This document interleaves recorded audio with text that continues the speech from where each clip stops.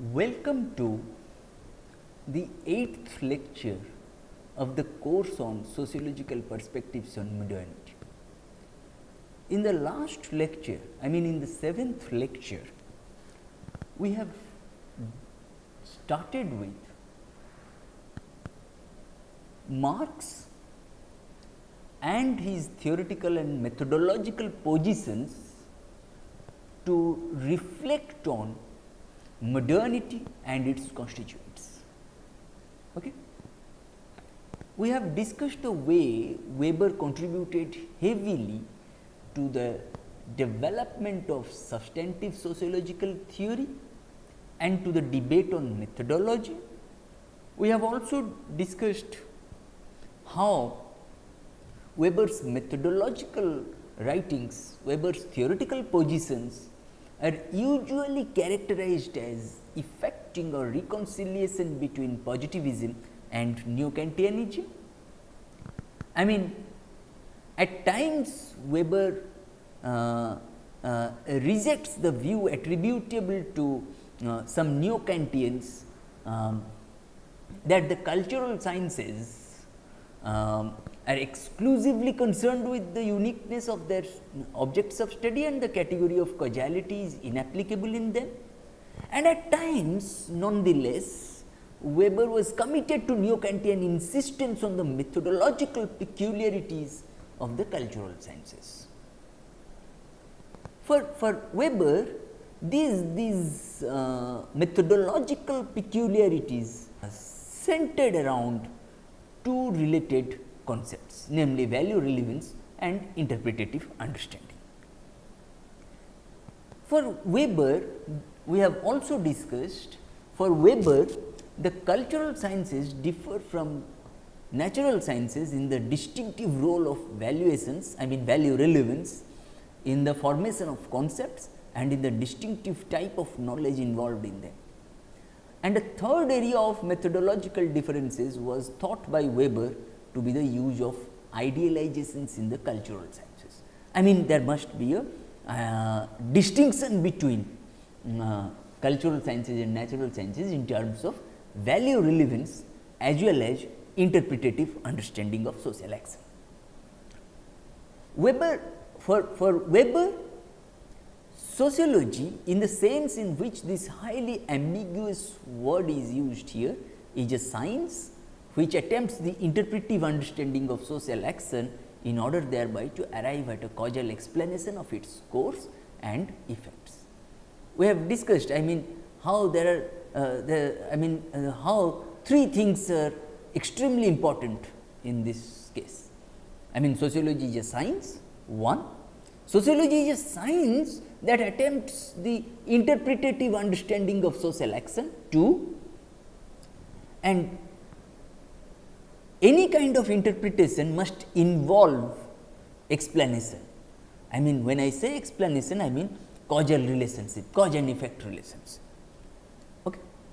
And an exposition of Weber's methodological positions, theoretical positions, can usefully proceed with an analysis of each of the concepts and contrasts involved in this definition of sociology by Max Weber. To begin with, we discussed, first the concept of social action. The characterization of sociology, if you look at the characterization of sociology in terms of the understanding and explanation of social action, which involves two important contrasts. When I say understanding, I refer to the neo-Kantian school of thought. When I say explanation, I refer to the positivistic school of thought. Okay. First, Weber is distinguishing the paradigmatic objects of sociological knowledge for him. Those individual social actions, their meanings and causes, from the supra-individual social entities, states, institutions, classes, collective consciousnesses and so on, whose existence is supposed in much sociological theorizing and also everyday thinking about social relations. Okay. We have already discussed this. Weber does not actually deny the existence of such supra-individual social entities, but argues that for interpretative sociology, these supra-individual social entities must be treated as solely the resultants and modes of organization of the particular acts of individual persons, in contradistinction with what Marx said about modes of production. Okay? This is different from Marx. Weber's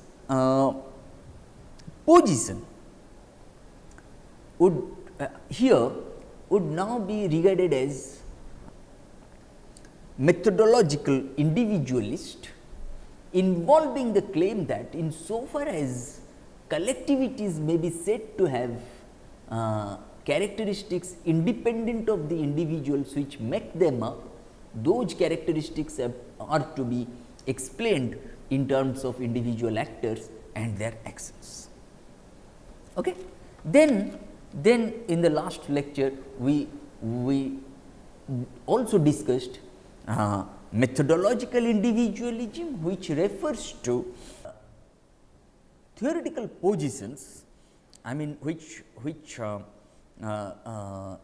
refers to theoretical positions holding that adequate sociological accounts necessarily involve reference to three things: one, individuals; secondly, their interpretations of their circumstances; and thirdly, the reasons and motives for the actions that those individuals undertake.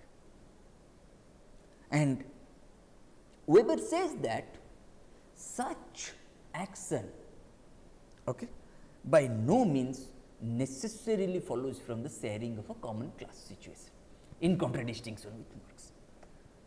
For Marx, whatever collective action that we undertake, okay, necessarily follows from the sharing of a common class situation. But here, in the context of Weber, such action by no means necessarily follows from the sharing of a common class situation. Okay. And we stopped here in the last class. Now, in today's class, we are going to cover interpretative understanding, Verstehen,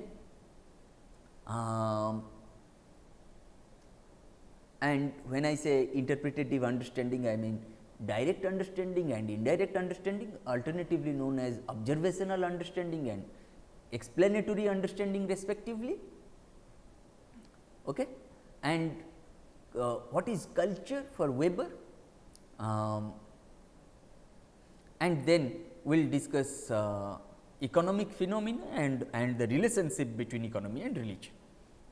And then we will move on to Weber's interpretation of modernity through the lenses of those four pillars of modernity, namely holism or totality, reflexivity, rationality and social movements. Okay? Now, let us start with interpretative understanding. Prima facie, interpretive sociology refers to a variety of forms of sociology united by an emphasis on the necessity for sociologists to grasp or understand or interpret actors' meanings. It can legitimately interpret course of action in terms of concepts such as the state, classes and so on, without commitment to any of the entities. In this case, then further, moreover, interpretative understanding refers to a method that emphasizes on the importance of understanding of intentional human action, purposive human action, goal oriented human action, instrumental rationality. Okay? We have already discussed instrumental rationality as compared to substantive rationality.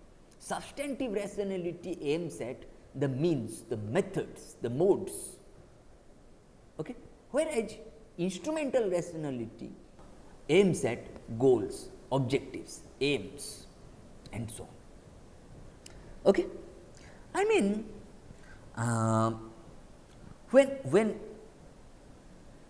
when I say or when Weber says that interpretative understanding refers to a method that stresses the importance of understanding of intentional human action, I mean he is a neo-Kantian. He deploys the method of neo-Kantianism, because it involves interpretation of multiple data systems.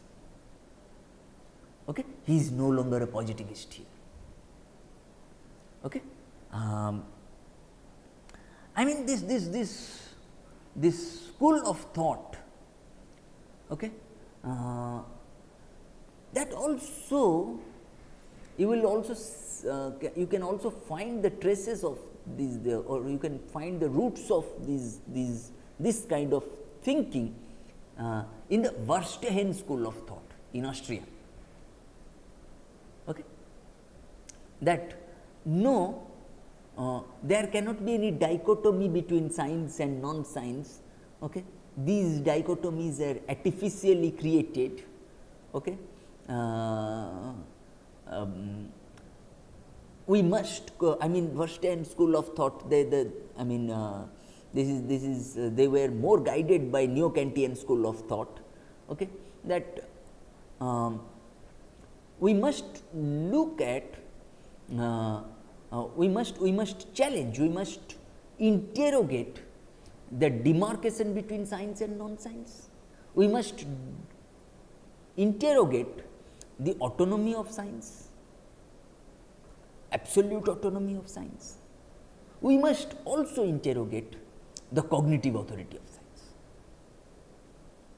Okay? Because science also is a social creation. I mean all knowledge, including scientific knowledge, is socially caused, as David Bloor said it. Okay? That is why for Weber, interpretative understanding is a method which stresses the importance of understanding of intentional human action. Without goal, without objective, we do not have any kind of action. Okay? I mean semantically, okay, any account is an interpretation. Okay. Weber considers understanding or Verstehen, I mean in German understanding means, I mean Verstehen means understanding. Okay, understanding means Verstehen. Okay.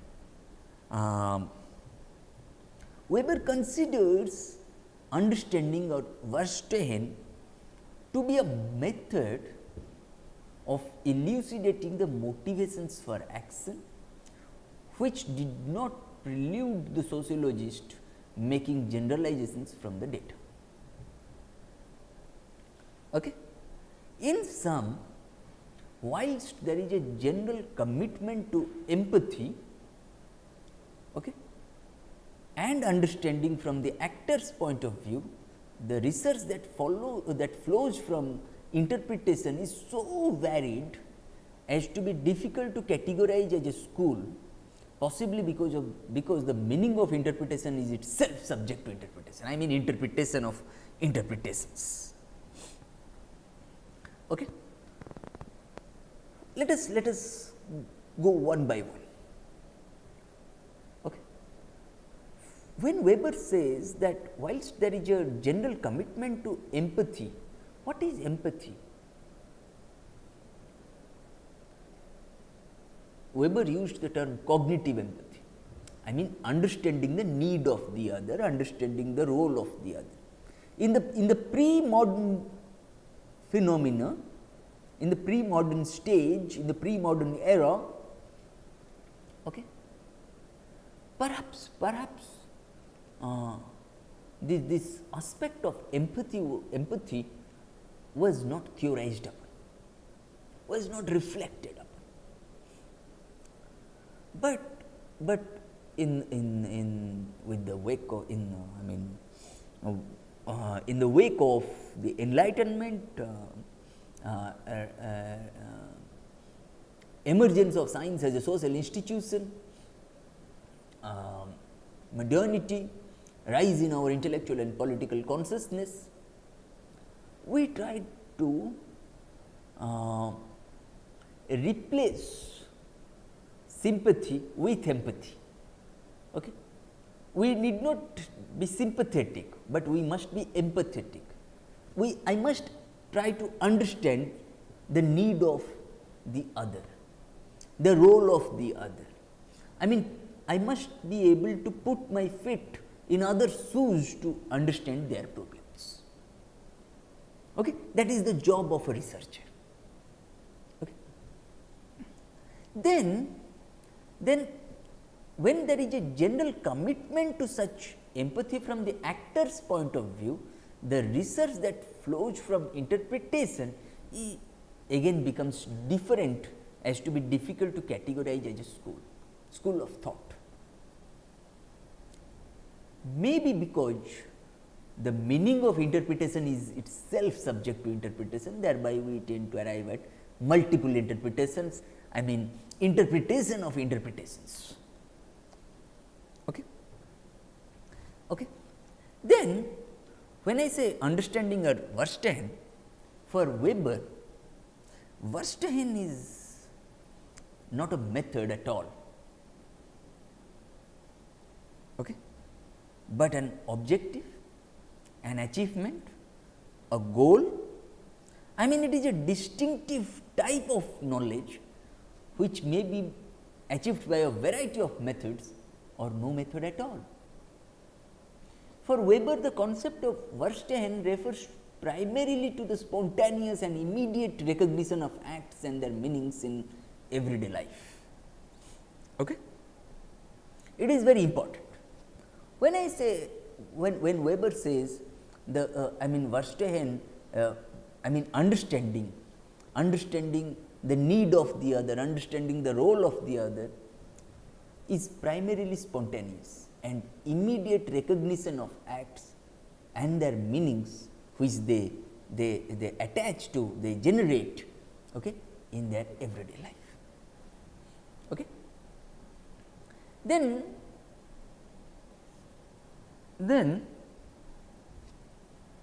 what we saw in interpretative understanding, we saw interpretative understanding that refers to a method that stresses the importance of understanding of intentional human action, purposive human action, goal oriented human action, such and from there we are discussing Verstehen understanding and so on.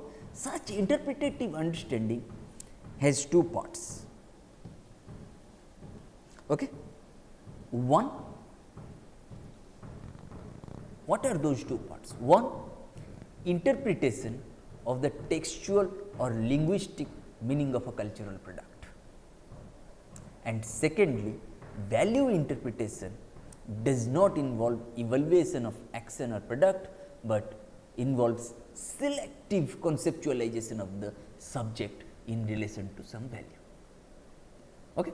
Let us go one by one. Okay.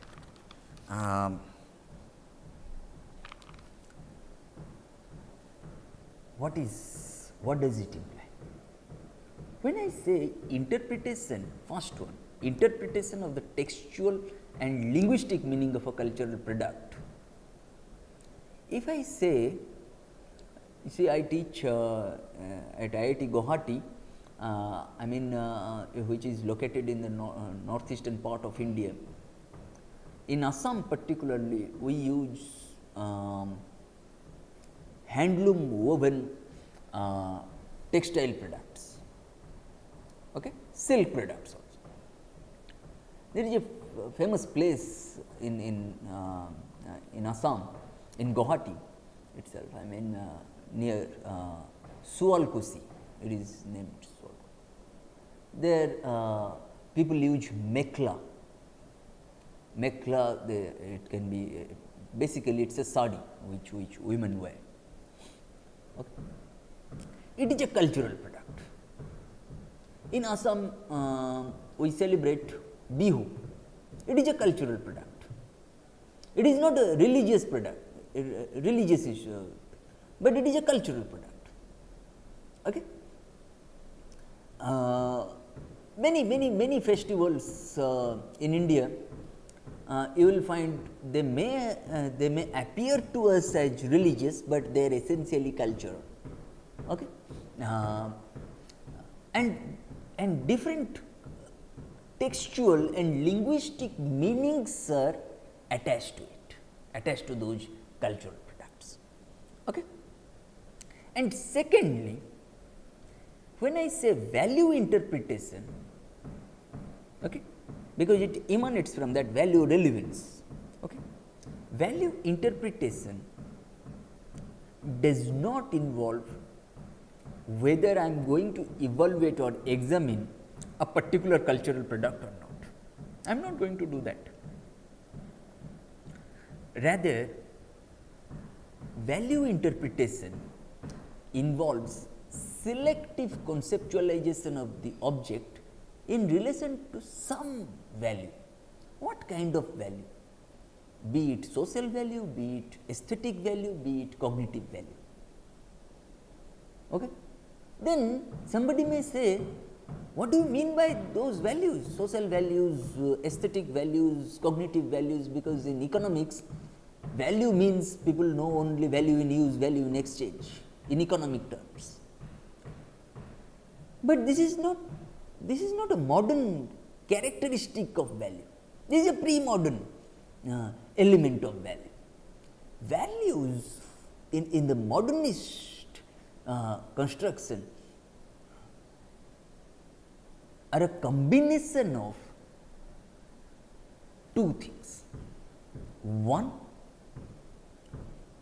cultural relevance and meanings that they attach or that they generate. That is why here if you look at this, if you add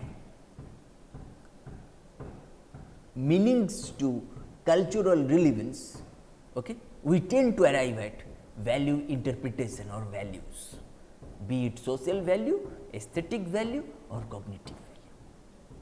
Okay. These are very important. Okay. According to Weber, but when Weber said these values involve selective conceptualization of the object in relation to some value. Okay. What is that selective conceptualization then? Okay. According to Weber, selection is based on cultural relevance,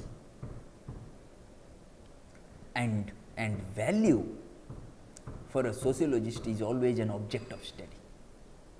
In the pre-modern scenario, values were considered something esoteric in nature. They cannot be questioned.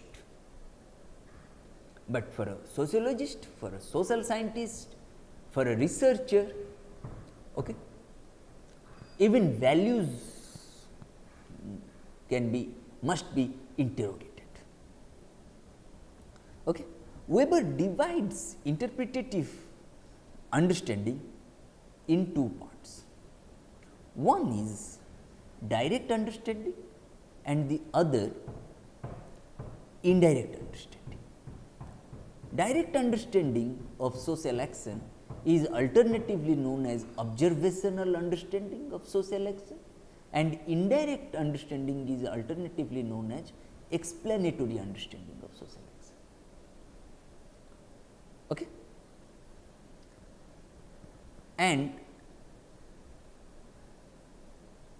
And both have the elements of interpretation. What I observe, as I said earlier, that I do not tend to observe anything and everything.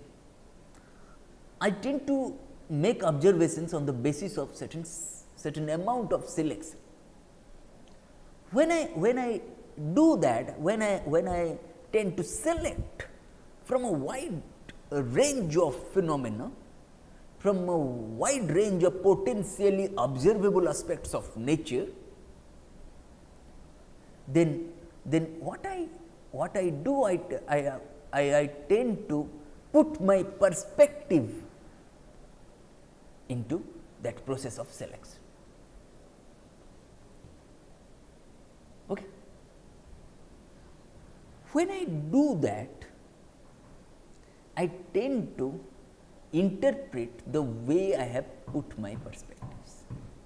Your perspective, if your perspective differs from my perspective, then your interpretation will differ. And let me tell you, nothing in this world is de-ideological, nothing in this world is apolitical. If this is so, then we must have multiple interpretations, we will have interpretation of interpretations. Okay? Even when I explain, when I tend to develop an explanatory understanding of social action, I tend to look at explanatory understanding of social action with some amount of interpretation. Again, the process of selection will be there, again again I will have to deploy my perspective to make some strategy to select and so on. If I say it involves, I have to put I have to make some strategy to go ahead with the process of selection. Okay? It involves a method or a strategy. Okay? Okay. When I say it involves a method or strategy, okay, what is that method or strategy? No, that is that imaginative identification to be spontaneous and immediate recognition of the acts and their meanings in everyday life. What is that imaginative identification? No, this imaginative identification is processed through rule governed strategy within a shared culture, and it is possible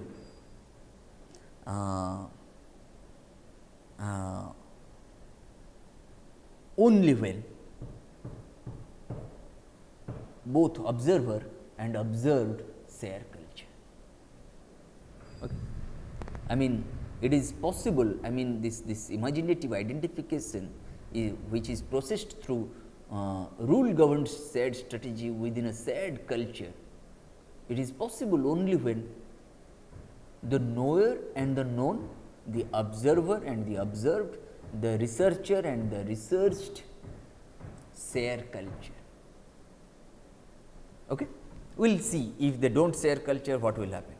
But prima facie, here we have discussed what is imaginative identification, which is processed through rule governed shared culture, I mean rule governed strategy within a shared culture, okay, which is very important.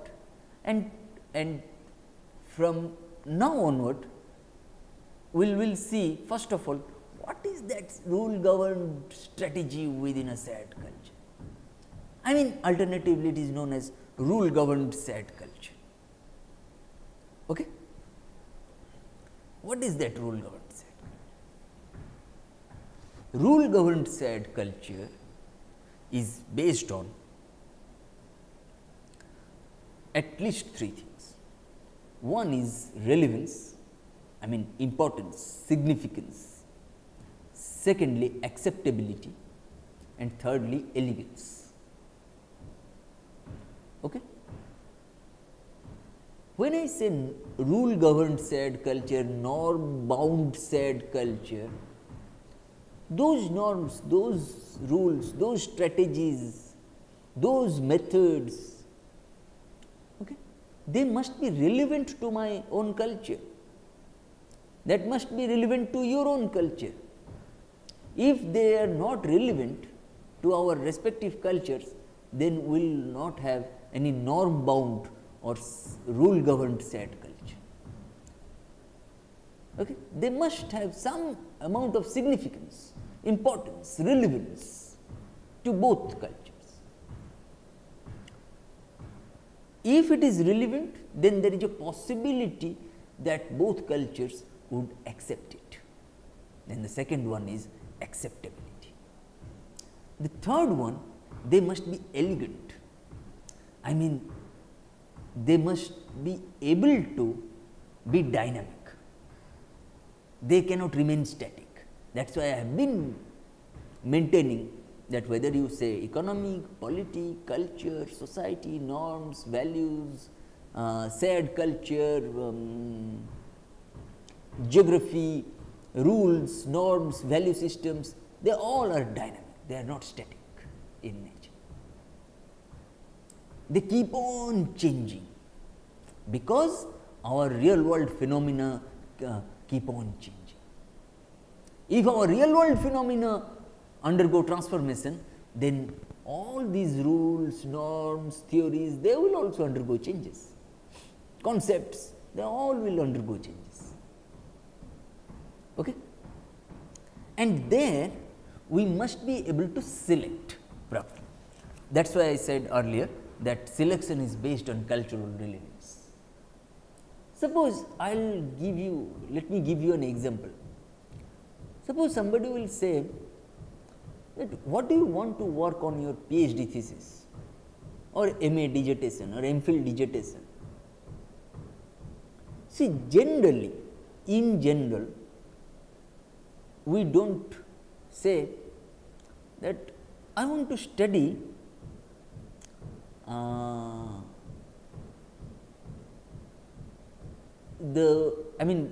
hailing from Indian subcontinent, hailing from India. Somebody generally will not say that, no, I want to study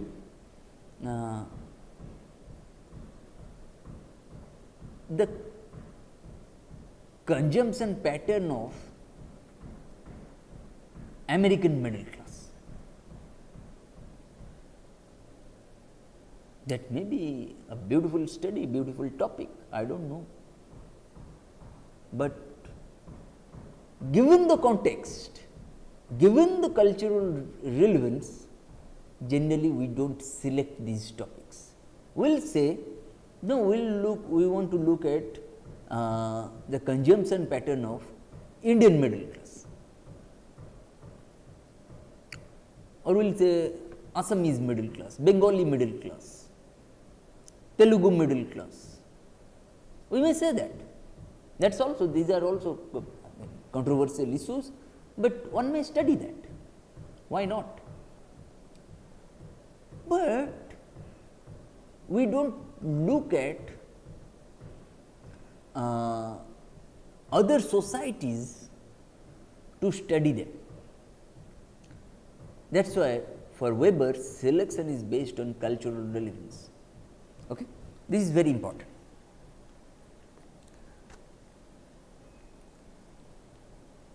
Okay. Then, as we have earlier said, that this imaginative identification is processed through rule governed strategy within a shared culture, which is possible only when both observer and observed share culture, but there may be a situation when you will see that no, observer and observed, researcher and researched, knower and known, they do not share culture. Then what will happen? Then for Weber, if observer and observed do not share culture, then observer may give a different meaning.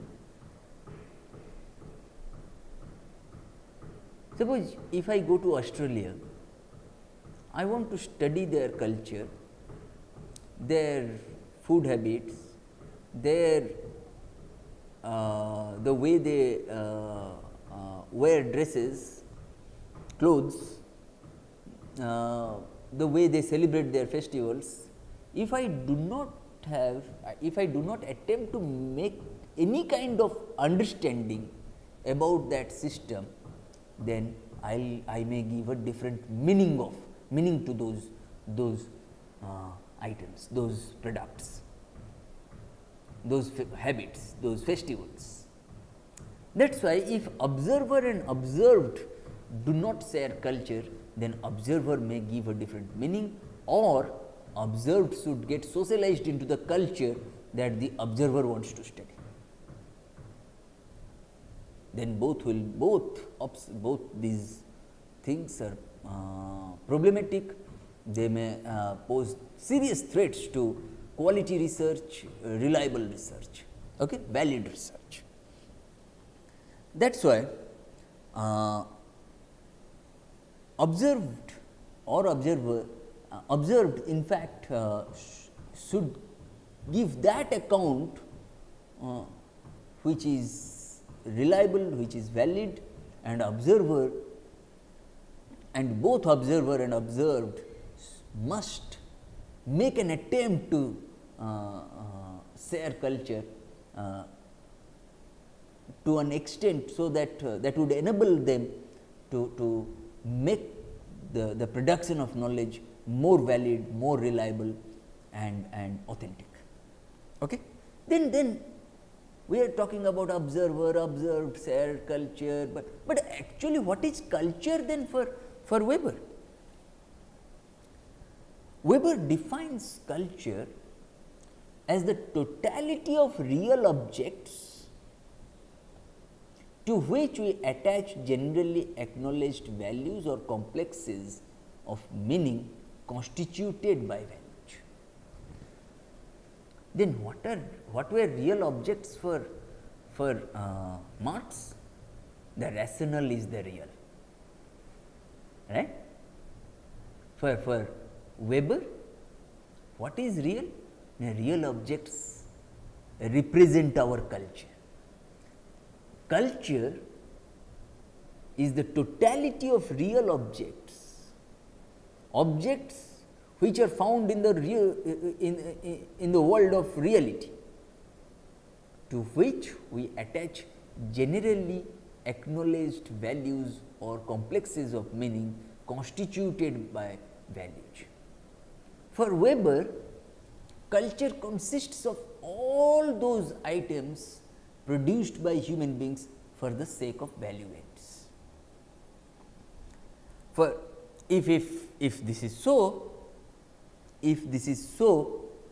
then for Weber, such understanding of culture, such Verstehen comprises two things.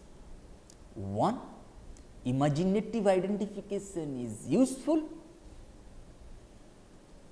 I mean, imaginative identification is processed not to evaluate a product, but it involves selective conceptualization of certain value. I mean, maybe be it aesthetic value, be it social value, be it cognitive value. Okay? That is why this imaginative identification is useful, but it is not an essential condition for a meaningful action. Okay? Secondly, what Weber emphasized on, that I mean, we must recognize the rational connection between means and ends. When you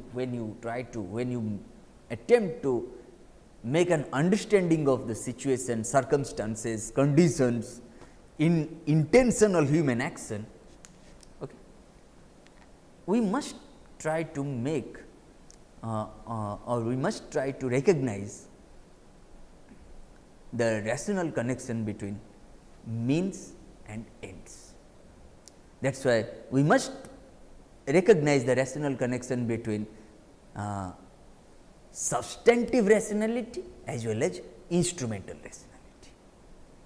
Okay? This is very important. Okay. Then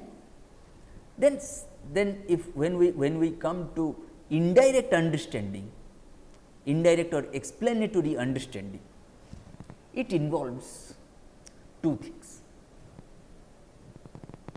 For Weber, to what extent we will explain? What is the if I say no, this explanation is not adequate, this explanation is insufficient, then Weber came up very strongly when he said explanation must be adequate at the level of meaning. Meaning generation, meanings which are attached to individual social action and their entities, I mean individual social entities. Okay. At the same time, explanation must be adequate at the level of statistical generalizations.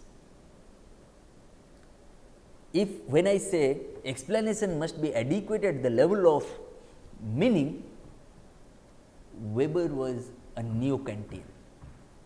When Weber said explanation must be adequate at the level of statistical generalizations, he is a positivist. That is why I said, when I said Weber's theoretical positions and methodological writings, they mediate between positivism as well as neo-Kantianism. If meaning represents neo-Kantianism, then statistical generalizations represent positivism. That is why I said, if positivism depicts the quantitative research methods in social sciences, then neo-Kantianism represents qualitative research methods in social sciences. Then Weber was very much worried about one component. He kept on thinking, yes, explanation must be adequate at the level of meaning, explanation must also be adequate at the level of statistical generalizations. Then what is the meaning of this adequate? Who will decide adequacy? Whether something is adequate or not, it also involves interpretation. I will say no, it is not adequate, he will say no, it is adequate. It also involves certain amount of interpretation. This is a modern phenomenon. Things are pretty subjective in nature. World is very subjective. Nothing is objective in this world. Okay. Then Weber said adequacy is based on generalizations, and generalizations are based on experience. Here Weber is becoming again a positivist, an empiricist, when he refers to experience. That is why Weber said there is a probability that a particular action often occurs in the same way. Okay. If motives are the antecedent, then social action will be the consequent. Then what is a motive? Okay. If there is no motive, there is no cause, there is no reason, there is no goal, there is no ambition, there is no aim, there is no objective, then we will not undertake any kind of social action. The kind of social action that we undertake is very much contingent upon certain motives, certain causes, certain reasons. Okay? That is why if motives are the antecedent, then social action will be consequent. Okay? For Weber, what is a motive? No, for Weber, Weber defines motive as a complex subjective meaning which seems to the actor herself or himself or to the observer as an adequate ground for the conduct in question. For Weber, multiple motives can lead to a similar kind of or same kind of social action. Okay. We can have I can go back a little. When I say multiple motives can lead to a similar and same kind of social action, in fact, and we are trying to provide some kind of explanation. Okay. It is interesting to see. There is another sociologist of repute, Emil Durkheim. In fact, Auguste Comte, Herbert Spencer, Emil Durkheim, Max Weber, and Karl Marx, they are known as the founders of sociology. Not so much in the sense of disciplinary formation, but more so in the sense of advancing the thinking in sociology, the thinking in and through sociology. Okay, okay. Once Durkheim, in fact, while dwelling upon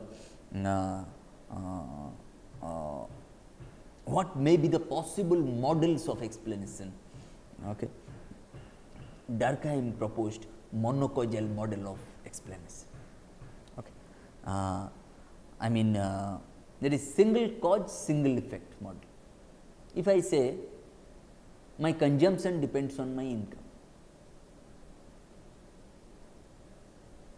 but apart from my consumption, there are many other things which depend on my income, right? That is why Durkheim's analysis does not hold good here in this context. In this context, okay, monocausal model, single cause, single effect model. But for Weber, it holds partially good. He is partially, to a great extent correct, but not absolutely again, when he emphasized on multiple causes, single effect model. The same kind of social action may be emanated through different kinds of motives. Why do I earn money? Why do you earn money? There may be multiple motives. Yeah, I want to earn money for food, for clothing, for shelter. Somebody is earning money not only for food, clothing and shelter, but also for other conspicuous consumption. Suppose somebody will say,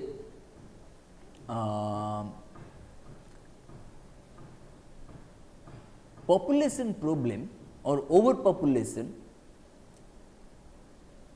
is a cause of underdevelopment. Okay. But I can also say that no, underdevelopment also is a cause of overpopulation. Okay. There are different ways of looking at things. Okay.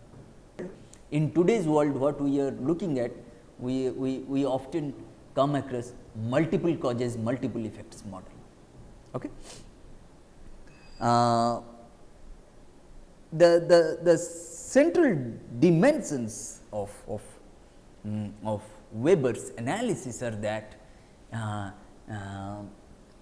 economic, religious and power relations are crucial sociological explanations. Okay. What Weber pointed out, that power relations, power structures are not simply represented through economic progress, but also religion. To buttress the argument, to strengthen the argument, Weber made three types of economic phenomena. Okay. What are those three kinds of economic phenomena?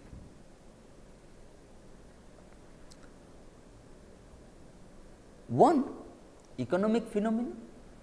Secondly, economically relevant phenomena, and thirdly, economically conditioned phenomena. When Weber referred to economic phenomena, he tried to look at the institutions deliberately created and used for economic ends. Okay. Economically relevant phenomena are those legal and religious phenomena which are not primarily economic, but have consequences which are economic in nature in certain circumstances. Suppose legal institutions, religious institutions, they are not primarily economic, but they have significant implications for economic power, economic prowess. Suppose if I have to give you an example of economic phenomena, institutions deliberately created and used for economic ends.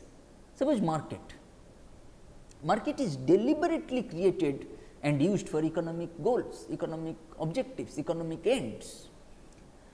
But when you look at economically relevant phenomena, which are they are legal and religious institutions which are not primarily economic, but have consequences which are economic in nature in certain circumstances. Even a court, a temple, a mosque, a church, all these legal and religious institutions, they are not primarily economic in nature, but they have significant implications for the ways in which economic laws are also applicable to them. Okay. And thirdly, Weber pointed out economically conditioned phenomena. What are those? Weber refers to the stratification systems and the state. Stratification systems, hierarchical structures, caste, race, class, gender, ethnicity, nationality, citizenship, okay, rural urban divide. Okay. They are all stratificatory systems. Okay. These stratification systems as well as the political institutions, namely the state, are not directly the economic phenomenon. Obviously, the state is not an economic phenomenon, economic institution. The state is always a political institution. Okay? But the state is very much conditioned by economic phenomena, though it is a political institution. Those stratification systems, mostly they are social institutions, maybe caste, gender, patriarchy, race, class, ethnicity, nationality, citizenship. They are mostly social institutions, they are economic institutions, they are political institutions, political phenomena, but they are affected in some way by economic phenomena. Okay? In this sense,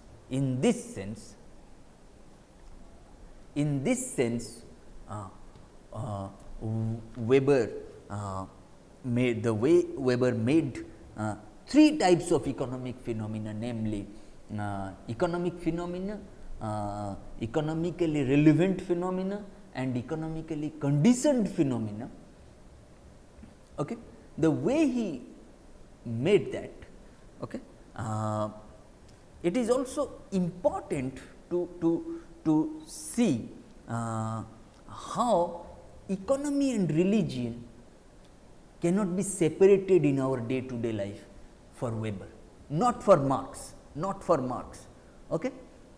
But for Weber. In the modernist construal, in the classic statements of sociological modernism, okay, these two are the standout performers, and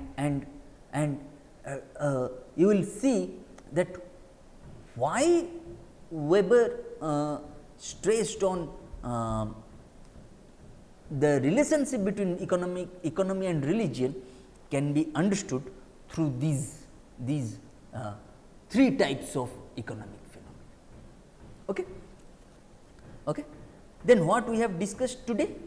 We have in this lecture we have discussed, we started with interpretative understanding, I mean interpretive sociology, I mean how interpretative understanding is a method that stresses the importance of understanding of intentional human action.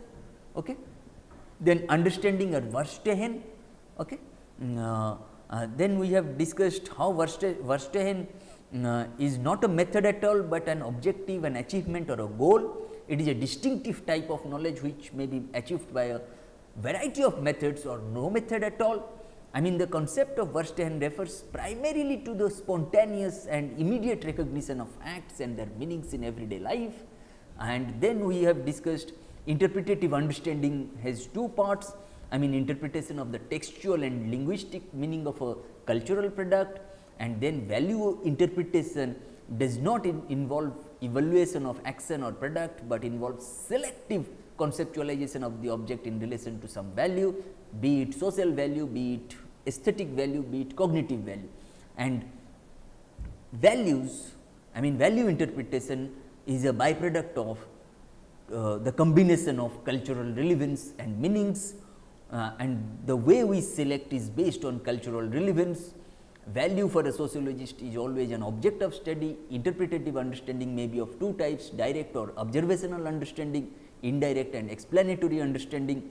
Then we have discussed direct and or observational understanding in detail, and then we have discussed imaginative identification, rule governed shared culture, then culture by Weber, then explanation. Explanation must be adequate at the level of meaning as well as statistical generalizations, and adequacy is based on generalizations, and generalizations are based on experience. And then we have discussed if motives are the antecedent, then social action will be consequent, how multiple motives can lead to a similar or same kind of social action. And then we have discussed three types of economic phenomena by Weber, namely economic phenomena, economically relevant phenomena, and economically conditioned phenomena. And in this sense, according to Weber, economy and religion cannot be separated in our day to day life.